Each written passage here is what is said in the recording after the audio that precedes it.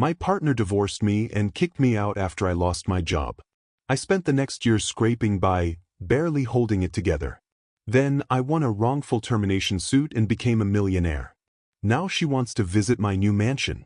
I'm 38, and I'm writing this mostly to convince myself the last 18 months actually happened. It feels like a dream. First a long, punishing nightmare, followed by a strange and almost surreal awakening. It all started, as many catastrophes do, on a Tuesday. I still remember that day too clearly. That's the day I lost my job. It was cold, clinical, and devoid of humanity.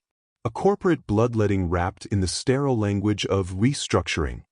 I was shown into a conference room, handed a box of my belongings, and ushered out with a hollow, "We wish you the best." I'd worked there for years. Gave it my nights, weekends, and most of my sanity. And in the end, they discarded me like a printer that stopped working. I had been the primary breadwinner, carrying the weight of our life. It was a high-pressure job, but it paid well. My wife, Olivia, 36, was a part-time yoga instructor. A job that, from where I sat, involved more shopping for premium leggings and posing for Instagram than actual teaching. At first, she played the role of the supportive partner convincingly enough. The first 2 weeks after I lost my job, she made me tea.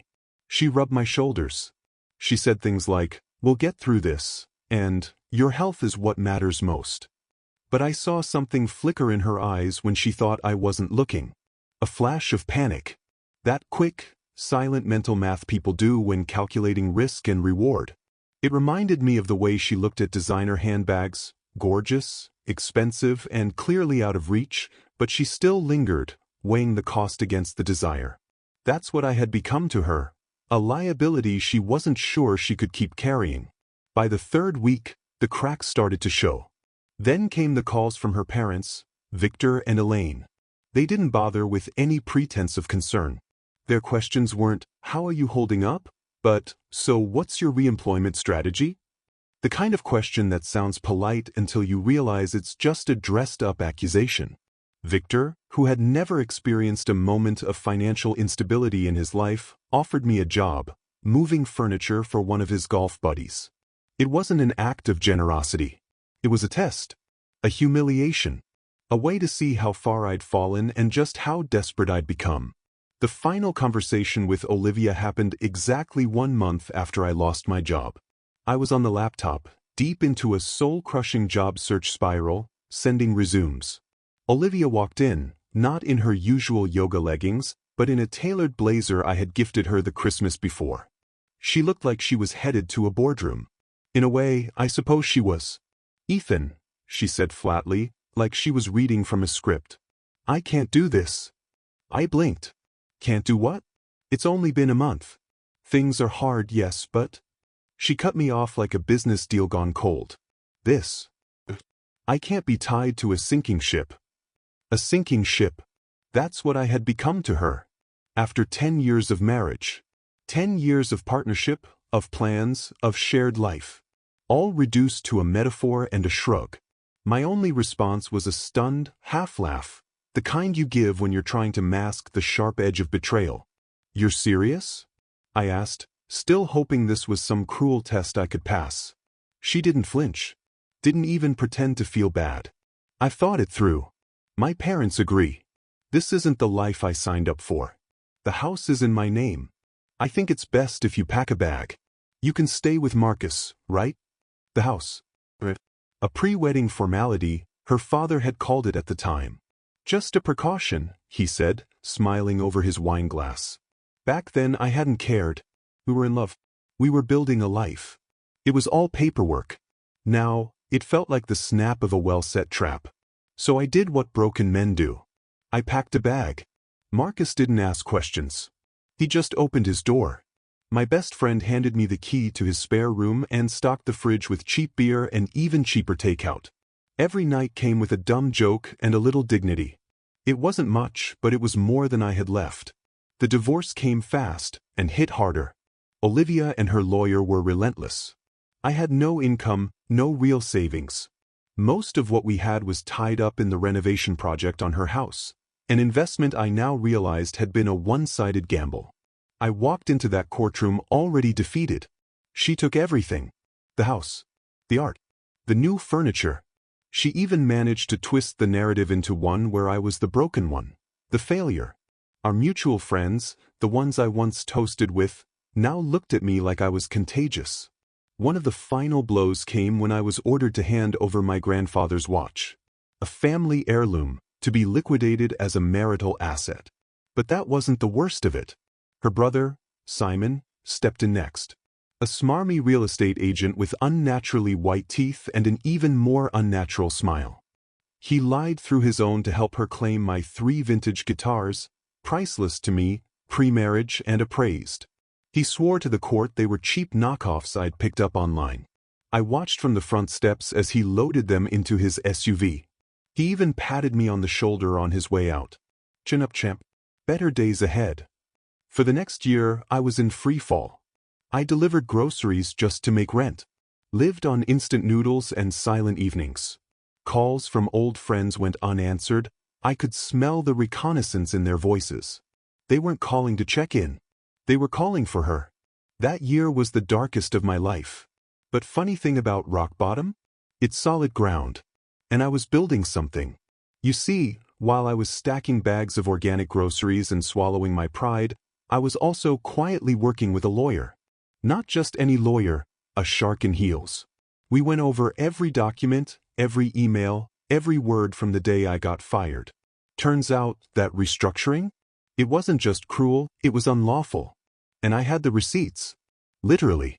Emails. Voicemails. A recorded conversation I'd saved out of habit. It all painted a damning picture. By May, the divorce was finalized. I was legally free and financially wrecked.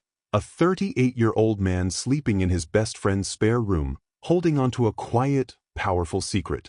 A storm was coming. But this time, it was mine. While I was scraping together grocery tips and dodging judgmental texts, Olivia was out there, according to Instagram, living her best life. Brunches, yoga retreats, selfies with inspirational captions about freedom and alignment. Meanwhile, I was aligning grocery bags in the back seat of my beat-up Civic. Then yesterday, everything changed. My lawyer called. After reviewing the pile of evidence we'd assembled, emails, call logs, audio recordings, the company folded. They offered a settlement. A big one. They didn't want a trial. They didn't want headlines. They wanted me to go away quietly. And just like that, I wasn't broke anymore. Update 1. First off, thanks to everyone who messaged or commented. It's strange, comforting even, to know I'm not crazy for feeling everything I've felt. A few people asked what I did first.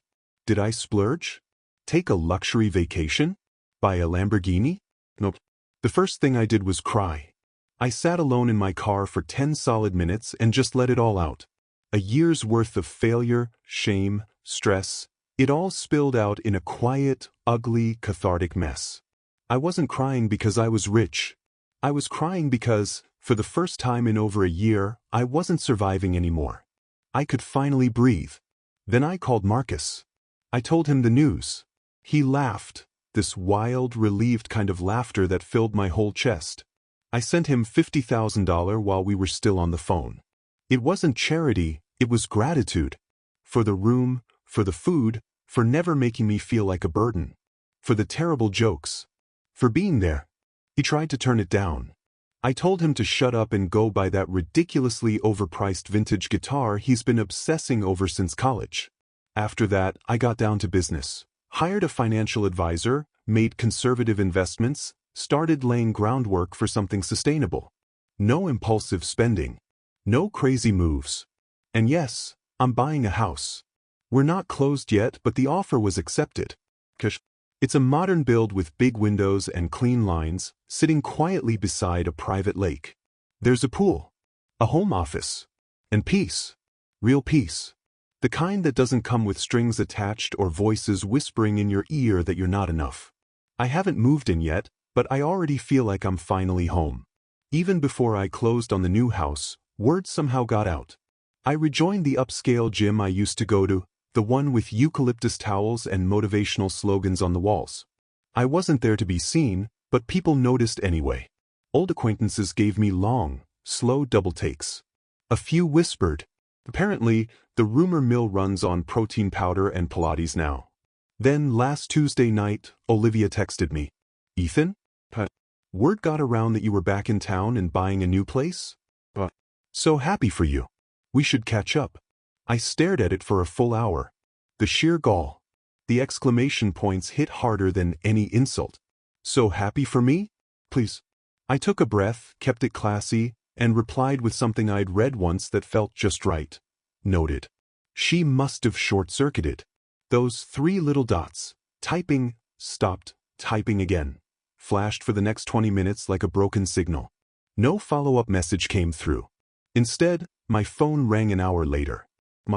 Olivia's best friend. Gossip queen. Professional meddler. "Ethan. Oh my God, I cannot believe the news. A house on the lake? You dog." She squealed like we were old friends and not people who hadn't spoken since the divorce. "Hey, Maya." I kept it neutral. She didn't. "So, listen. Olivia is thrilled for you. But she's also, like, a little hurt, you know? She said your text was kind of cold." I almost laughed out loud. "Was it? I've been busy." "Well, you know, she feels awful about how things ended. Her parents were all over her. She wasn't herself, Ethan." "Not herself? The woman who called me a sinking ship and let her brother loot my guitar collection like a garage sale? That wasn't her?" There was a pause. Maya must have realized how that sounded. "She was just emotional," she offered weakly. "That's nice of her," I said, voice even. "But my air is crystal clear. I'm focused on my new life now. That old chapter is closed." And I hung up, politely, but definitively. Afterward, I walked over to the closet in Marcus's spare room. Inside was a box I hadn't touched since the day I moved in. I opened it and pulled out what I needed, the original receipts and appraisals for my vintage guitars. Then I found Simon's smug face plastered across his real estate firm's website. I sent everything, photos, values, proof of ownership, to my lawyer, along with a short message. "Let's get my property back." Things escalated faster than I expected. I figured, maybe naively, that after getting no response, they'd quietly fade into the background. But when you cut off a supply line of entitlement, it doesn't vanish, it scrambles and gets louder. Let's start with Simon. My lawyer, who I now believe was born to litigate petty rich people, drafted a masterclass of a letter. Clear, firm, and just threatening enough.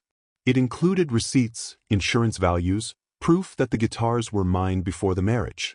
The message was simple: return them in original condition within 7 business days, or we file a police report for felony theft, and follow that with a civil suit for the full value, plus damages. Cue the sputtering phone call. "Ethan, what the hell is this? Your lawyer's threatening me." "Hi, Simon. I believe the letter was pretty self-explanatory. I was just helping my sister. This isn't theft. You knowingly removed my property under false pretenses. The deadline is Tuesday. I suggest you coordinate with my attorney." He folded. Tuesday morning, a clunky, beat-up van rolled up outside Marcus's apartment building.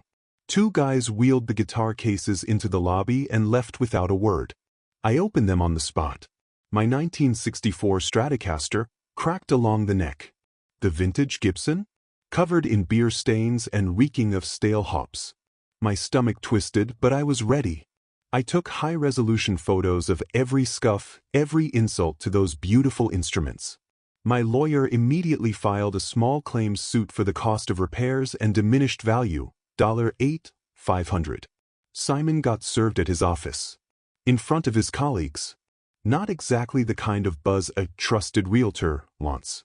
Then came round 2, Olivia's parents. Voicemails started pouring in from Elaine. Self-righteous, dramatic, and laced with guilt-tripping. "You're behaving so cruelly, Ethan. You've won. Be the bigger person. You're a wealthy man now. Be gracious." Gracious? I sent them a cease and desist instead. But of course, the headliner was Olivia herself. Once her flying monkeys failed, she approached directly. It began with teary texts. "I made a mistake. I miss you." When those failed to move me, she tried a new tactic, a photo from Italy. Us in front of the Trevi fountain. I hadn't seen that image in years. Remember this? That was the real us. I was scared, Ethan. I heard your house deal closed. It must be beautiful. Can I just see it? I don't want anything. I just want to say sorry in person. The manipulation was almost artistic. I took a screenshot, backed it up, then sat down and typed a single, final email. I sent her one last message. Olivia, per the terms of our legally finalized divorce, everything between us is settled. Reaching out to me, or having your family do it, is not okay. Your request to visit my home is denied. This is the last time I'll be responding. Any further contact from you or your family will be treated as harassment. Wishing you the best. Ethan. I attached a PDF of the divorce decree for good measure, hit send, and then blocked her, her parents, and Maya. Digital wall, up. And for a while, I really thought that would be the end of it. I was wrong. Of course I was.